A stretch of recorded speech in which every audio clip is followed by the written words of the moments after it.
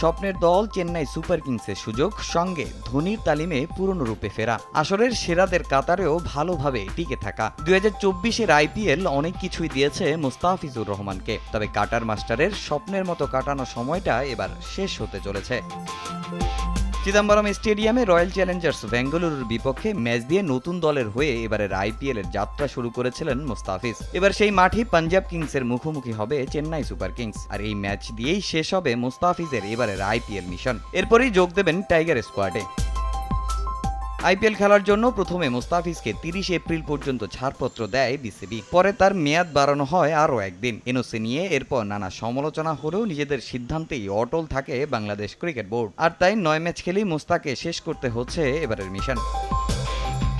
এখন পর্যন্ত মুস্তাফিজের নামের পাশে উইকেট সংখ্যা 14টি। 2 ম্যাচ বেশি খেলে সমান উইকেট নিয়ে সর্বোচ্চ উইকেট শিকারীর তালিকায় সবার উপরে মুম্বাই ইন্ডিয়ান্সের জসপ্রীত বুমরা। তাই এই ম্যাচে ফিজের সুযোগ থাকবে তাকে টপকে পার্পেল ক্যাপ পুনরুদ্ধার করার। টাইগার পেসারও হয়তো চাইবেন সেরার তকমা গায়ে জড়িয়েই শেষটা রাঙাতে, তবে তার সামনে বাধা হয়ে দাঁড়াতে পারেন পাঞ্জাবের হর্ষল প্যাটেল।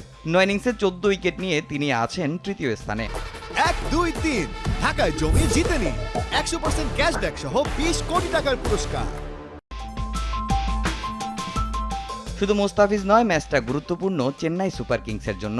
9 ম্যাচে 5 জয়ে টেবিলের চতুর্থ স্থানে আছে চেন্নাই। সমান জয় নিয়ে সানরাইজার্স হায়দ্রাবাদের অবস্থানটা তাদের পরেই। শীর্ষ 4-এ টিকে থাকতে এ ম্যাচে জয়ের বিকল্প নেই চেন্নাইয়ের সামনে, যদিও ম্যাচে তুলনামূলক সহজ প্রতিপক্ষ পেয়েছে চেন্নাই সুপার কিংস, কেননা এখন পর্যন্ত 9 ম্যাচে মাত্র 3টিতেই জয় পেয়েছে পাঞ্জাব কিংস। 6 পয়েন্ট নিয়ে টেবিলে অবস্থানটাও 8-এ, তাই ম্যাচে সব দিক থেকে এগিয়ে চেন্নাই। এছাড়া এবারের আসরে প্রথমবারের মতো মুখোমুখি হবে এই দু দল।